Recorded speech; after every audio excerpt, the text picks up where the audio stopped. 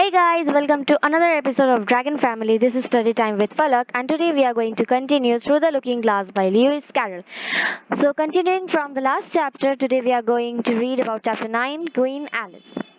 So, what happens in this chapter? The last time we read about that Alice crossed the last brook, the eighth brook, and she found herself sitting on a lawn, and she was also wearing a crown, as you can see in this picture. After grasping the fact that she has become a queen, Alice found herself sitting with the White Queen and the Red Queen, who told Alice that she had to go through a proper examination in order to become a real queen. Alice gets very confused because of their continuous questions about maths, languages, riddles, etc. The Red Queen teaches her that she should think before she says it, as once she said something, she had to stay with it. When the Red Queen and the White Queen discusses Alice's dinner party in the afternoon, and the White Queen tells Alice about her foolish story of a thunderstorm that happened on one of the sets of Tuesday. Now, what is one of the sets of Tuesday? So, in this world, the Looking Glass world, it can be a set of Tuesday, like in one day there may be two or three Tuesdays. So that is just like that. The Red Queen apologizes. Oh,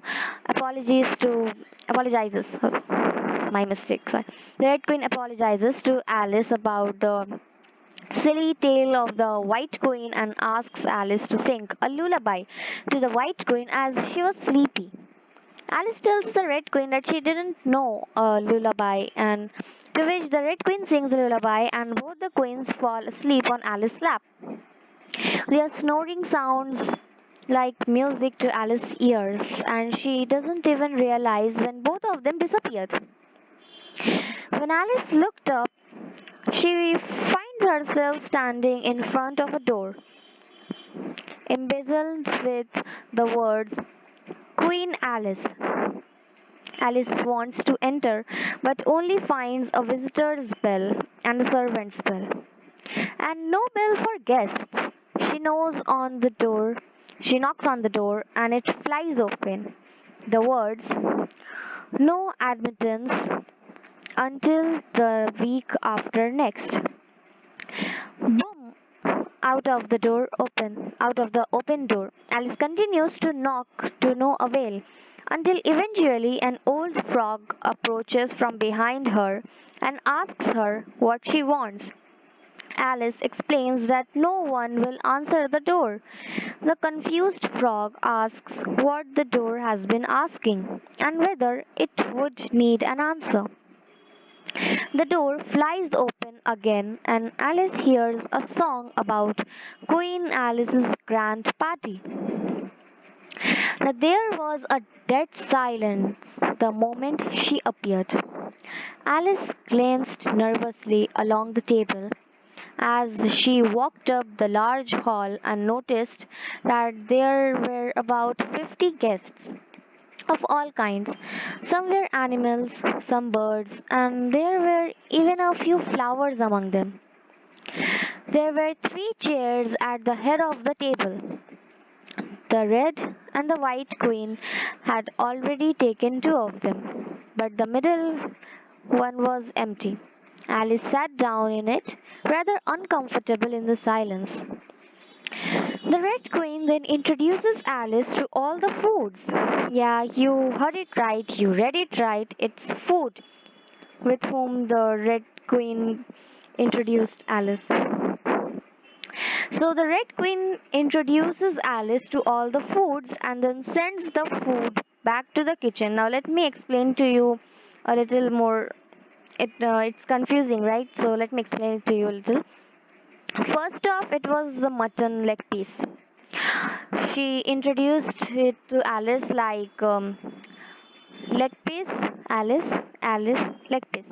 And then the mutton leg piece spoke to Alice. Yeah, it's weird, but the red piece spoke. It greeted Alice, and then Alice greeted it back, and it went to the kitchen by the servant. So yeah, it was very weird. Alice becomes frustrated. Sorry. The Red Queen then introduces Alice to all the foods and then sends the food back to the kitchen, as I said earlier. Alice becomes very frustrated and asks to get the pudding back. Now, why did she ask to get the pudding back? Because she wanted to eat it. First, she saw the mutton leg piece, she wanted to cut it and eat it and divide it to the guests. But the Red Queen said it is improper to cut a leg piece who was introduced just yet. To this, Alice says that she won't be greeting the pudding as she wants to eat it. But the Red Queen refuses her request and introduces the pudding to Alice, which got her frustrated. So, frustrated Alice asks to get the pudding back, which she slices and serves to the guest. As the pudding is passed around, Alice asks the guests why there are so many poems in Looking Glass World on the subject of fish. If you have read all the poems, you can see that there are a lot of poems which contains fish, not every one of them, but many of them. The White Queen responds by telling a riddle that asks whether answering the door or uncovering a dish of fish is more difficult. According to the White Queen, uncovering a dish of fish is more difficult. The Red Queen proposes a toast to Alice and asks her to return a thanks speech. As Alice rises, an utter chaos rises with her. By the words that Alice rises, it doesn't mean that Alice just rose from her seat. It means that Alice was flying in the air. As she rose from the chair, she was genuinely rising in the sky. Not in the sky, but in the hall, in the air. And an utter chaos rose with her. The candles all grew up to the ceilings, looking something like a bed of rushes with fireworks at the top. As to the bottles, they each took a pair of plates which they hastily fitted on as wings, and so, with forks for legs, went fluttering about in all directions. The White Queen suddenly turned into a soup tureen. Already several of the guests were lying down in the dishes, and the soup ladle was walking up the table toward Alice's chair and beckoning to her impatiently to get out of its way. So, just like it's written, it was a total chaos.